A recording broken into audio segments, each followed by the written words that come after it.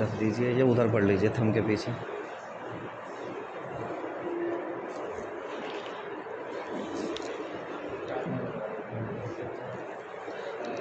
اوپر کو رکھ دیجیے ذرا، اوپر کو.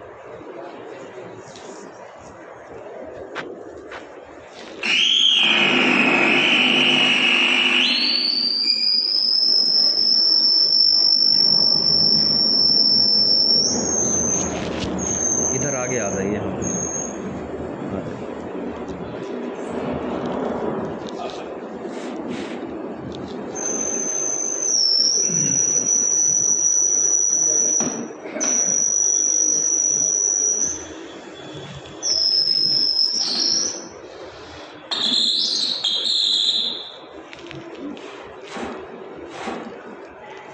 بالکل بھی نہیں بولنا.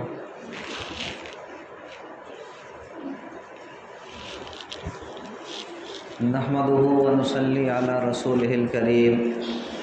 اما بعد فاعوذ بالله من الشيطان الرجيم. بسم الله الرحمن الرحيم.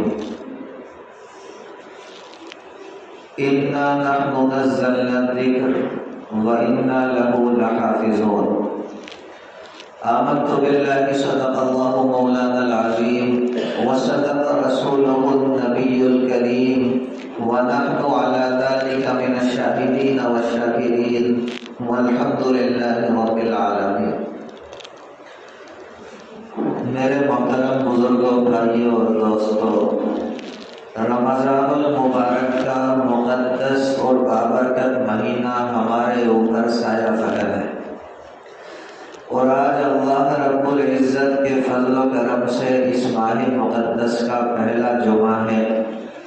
اس ماہ مقدس کے اندر اللہ رب العزت جتنی رحمتیں، نعمتیں، برکتیں اس کائنات کے اندر نازل فرماتا ہے، ان تمام رحمتوں برکتوں میں ہمارا بھی حصہ شامل فرما دے. دیکھیں، پچھلے ہفتے میں نے آپ کے سامنے روزے کی حقیقت سے متعلق کچھ باتیں رکھی تھی.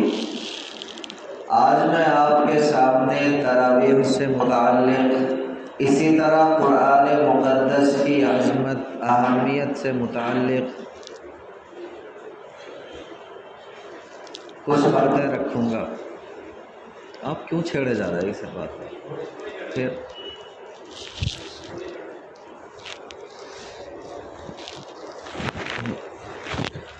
بس آپ اللہ رب العزت سے دعا فرما دیں کہ صحیح صحیح باتیں میری زبان سے کہلوا دے، اور ہم سبھی کے لیے ان باتوں کو کارآمد اور نفع بخش بنا دے. دیکھیے، در مختار معاش شامی کے حوالے سے لکھا ہے کہ تراویح کے اندر کم سے کم ایک مرتبہ قرآن کریم مکمل کرنا یہ سنت ہے.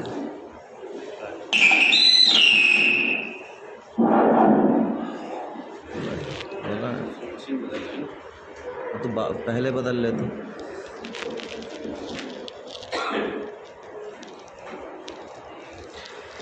دیکھیں، در مختار معاش شامی کے حوالے سے لکھا ہے کہ تراویح میں کم سے کم ایک مرتبہ قرآن کریم مکمل کرنا یہ سنت ہے. اللہ رب العزت حضرت عمر فاروق رضی اللہ تعالی عنہ کو پوری امت کی طرف سے جزائے خیر مرحمت فرمائے، اور بے حد جزائے خیر مرحمت فرمائے کہ آپ نے باجماعت تراویح اور قراءت قرآن کریم کے اہتمام کا حکم دے کر یوں کہیے کہ حفاظت قرآن کا ایک سبب مہیا کر دیا. علامہ شیخ عبد القادر جیلانی علیہ الرحمہ کی ایک کتاب ہے بنیۃ الطالبین. اس کتاب کے اندر لکھتے ہیں کہ ایک مرتبہ رمضان المبارک کی پہلی رات تھی. سیدنا علی کرم اللہ وجہہ کا گزر مسجد نبوی کے قریب سے ہوا،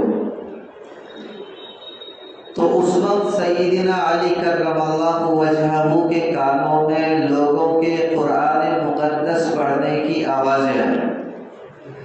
اس وقت بے ساختہ سیدنا علی کرم اللہ وجہہ کی زبان مبارک پر جو جملہ صادر ہوا وہ یہ تھا کہ نور اللہ قبر عمر، اللہ رب العزت حضرت عمر فاروق رضی اللہ تعالی عنہ کی قبر کو نور سے منور فرما دے، کما نور مساجد اللہ بالقرآن، جس طرح انہوں نے اللہ رب العزت کی مسجدوں کو قرآن کریم کے ذریعے منور فرما دیا، روشن فرما دیا۔ اور یہ حقیقت ہے میرے پیارے بھائیوں کہ اگر اس انداز پر تراویح میں قرآن کریم سننے اور سنانے کا رواج نہ ہوتا تو نہ جانے کتنے حفاظ ایسے ہوتے جو حفظ کرنے کے باوجود بھی اپنے حفظ کو محفوظ نہ رکھ پاتے۔ یہ اللہ رب العزت کا فضل و کرم ہے کہ اللہ رب العزت نے حفاظت قرآن کا ایک سبب مہیا کر دیا۔ تو یاد رکھیں تراویح کے اندر ختم قرآن کا اہتمام ہونا چاہیے، لیکن پچھلے ہفتے بھی میں نے یہ بات آپ کے سامنے رکھی تھی کہ ضروری بات یہ ہے کہ پڑھنے والے اور سننے والے دونوں کے دونوں قرآن مقدس کے آداب کا لحاظ رکھیں۔ لیکن بڑے ہی افسوس کے ساتھ یہ بات کہنی پڑتی ہے کہ آج کل اس بارے میں سخت غفلت اور کوتاہی برتی جاتی ہے، اور جلدی سے جلدی قرآن کریم مکمل کرنے کے شوق میں جو شرعی ہدایات ہیں ان کو پس پشت ڈال دیا جاتا ہے۔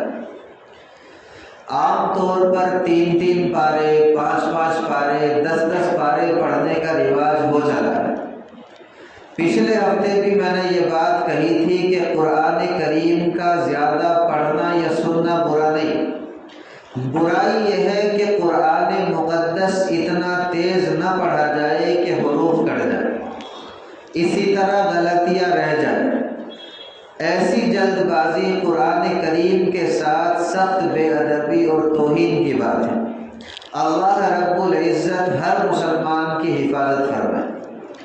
اسی لیے در مختار معاذ شامی کے حوالے سے لکھا ہے کہ بہتر ہے روزانہ اتنی مقدار میں قرآن مقدس پڑھا جائے جس سے 27ویں شب میں یا پھر 29ویں شب میں جا کر کے قرآن کریم مکمل ہو۔ اس سے ایک فائدہ تو ہمیں یہ ملے گا کہ رمضان کا پورا مہینہ اخیر تک تراویح کا ذوق و شوق برقرار رہے گا، تراویح کی پابندی برقرار رہے گی۔ اور دوسرا فائدہ یہ ہوگا کہ رمضان المبارک کا آخری عشرہ جو رحمتوں کا موسم بہار ہے وہ کاہلی اور سستی کی نظر نہیں ہوگا۔ لیکن دیکھیں انتہائی افسوس کے ساتھ یہ بات کہنی پڑتی ہے کہ کسی بھی بندے کو، کسی بھی شخص کو اس 3 دن کی، اس 5 دن کی، 10 دن کی تراویح کے اندر حصہ لے کر یہ احساس تک نہیں ہوتا کہ اس نے اپنے سب سے عظیم محسن یعنی قرآن مقدس کی توہین اور قرآن مقدس کی بے ادبی میں کہاں تک حصہ لیا، اور قرآن مقدس کے دل کو کس قدر ٹھیس پہنچائے۔ آپ دوسروں کو چھوڑیں، ایک حافظ قرآن اپنی تیزی پر فخر کرتا دکھائی دیتا ہے، اس کے دل کے اندر ہرگز یہ بات نہیں آتی کہ اس نے الفاظ قرآنی کا گلا گھونٹ کر کتنی بڑی زیادتی کی ہے، اور قرآن مقدس کو اپنے سے ناراض کر کے کتنی بڑی محرومی مول لے لی۔ اس لیے کہتا ہوں کہ موجودہ زمانے کے سپر فاسٹ حفاظ کو اللہ رب العزت سے ڈرنا چاہیے اور یہ سوچنا چاہیے اور اپنے دل پر ہاتھ رکھ کر کے سوچنا چاہیے کہ وہ اپنی عظیم نعمت کو کس طرح پامال کر رہے ہیں۔ کاش ہمیں قرآن کریم کی عظمت کا احساس ہو جاتا، کاش ہمارے دلوں کے اندر بھی قرآن کریم کو بہتر سے بہتر انداز میں سننے کے جذبات انگڑائیاں لیں۔ اور ہم بھی صحیح معنوں میں قرآن کریم کا حق ادا کرنے والے بن جاتے۔ اس لیے میں نے پچھلے ہفتے کہا تھا کہ میرے پیارے بھائیوں، رمضان المبارک کا مہینہ بار بار نہیں آتا، سال میں ایک مرتبہ آتا ہے، اس لیے ایسی جگہوں پر جانے سے بچیں۔ ہر وہ کام کرنے کی کوشش کریں جس سے اللہ راضی ہوتا ہو، اللہ کے پیارے حبیب سرکار دو عالم صلی اللہ علیہ وسلم راضی ہو، اور ہر ایسے کام سے بچیں جو اللہ رب العزت کی رحمت سے دور دے جاتا ہو، نبی اکرم صلی اللہ علیہ وسلم کی رضا والے کاموں سے دور لے جاتا۔ دیکھیں، جب بات قرآن مقدس کی عظمت کی آ گئی تو قرآن مقدس کی عظمت سے متعلق اور حفاظت سے متعلق قرآن مقدس کی ایک آیت آپ کے سامنے رکھتا ہوں اور پھر اپنی بات کو مکمل کر دیتا ہوں۔ دیکھیں، ہم سبھی جانتے ہیں کہ اللہ رب العزت نے نبی کریم سرور دو عالم صلی اللہ علیہ وسلم کے اوپر قرآن مقدس کو نازل فرمایا، اور پھر اللہ رب العزت نے قرآن مقدس کی حفاظت کی ذمہ داری بھی خود لی۔ اور پھر آپ دیکھیں کہ جس آیت کے اندر اللہ رب العزت نے قرآن مقدس کی حفاظت کا ذمہ لیا، وہ آیت بڑی ہی عجیب و غریب ہے۔ اللہ رب العزت نے ارشاد فرمایا، اِنَّا نَحْنُ نَزَّلْنَا الذِّكْرَ وَإِنَّا لَهُ لَحَافِظُونَ۔ آپ ذرا توجہ کے ساتھ اس کے ترجمے کے اوپر غور کریں۔ اللہ رب العزت نے ارشاد فرمایا، اِنَّا ہم نے، نَحْنُ ہم نے، نزلنا الذکر ہم نے قرآن مقدس کو نازل کیا، وَإِنَّا لَهُ لَحَافِظُونَ اور ہم ہی اس کی حفاظت کے ذمہ دار بھی ہیں۔ کتنی عجیب بات ہے کہ اس ایک آیت کے اندر اللہ رب العزت نے 4 مرتبہ ہم نے کہا۔ تو اللہ رب العزت کے کلام کا کیا اعجاز ہے، میرے مالک کے کلام کے اندر کتنی گہرائی ہے۔ حقیقت میں جب قرآن مقدس کو پڑھتے ہیں تو ایسا محسوس ہوتا ہے کہ کسی شہنشاہ کا کلام پڑھ رہے ہیں۔ اللہ رب العزت کو اپنے کلام مقدس کی حفاظت کا تذکرہ کرنا تھا، اتنی جامع اور ٹھوس بات کہی کہ اس سے زیادہ ٹھوس بات کا ہم تصور بھی نہیں کر سکتے۔ اللہ رب العزت نے ارشاد فرمایا، اِنَّا نَحْنُ نَزَّلْنَا الذِّكْرَ وَإِنَّا لَهُ لَحَافِظُونَ۔ مفسرین نے لکھا ہے کہ اس آیت کے اندر جو 4 مرتبہ اللہ رب العزت نے ہم نے کہا، اس سے کلام کے اندر ایک عظمت پیدا کرنی مقصود، اور یہ بتانا مقصود ہے کہ جس ذات کا یہ کلام ہے وہ ذات سب سے زیادہ باعظمت ہے، وہ ذات سب سے زیادہ باوقار ہے۔ اس ذات کے سامنے مرتبے اور مقام کے اعتبار سے کوئی بھی چیز کوئی حقیقت نہیں رکھتی۔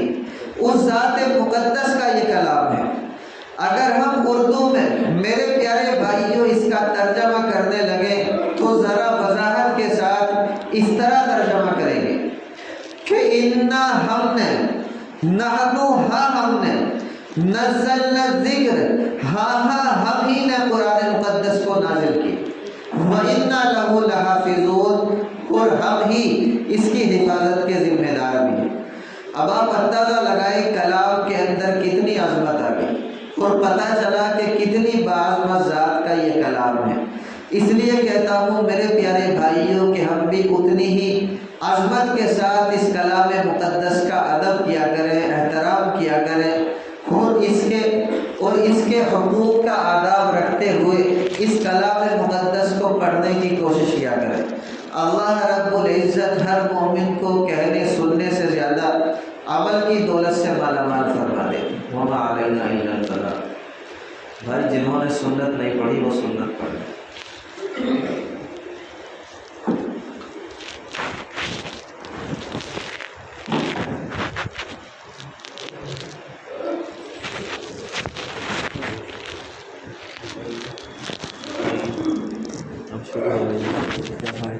ضرورت ہوتی ہے اس وقت کرتا ہے۔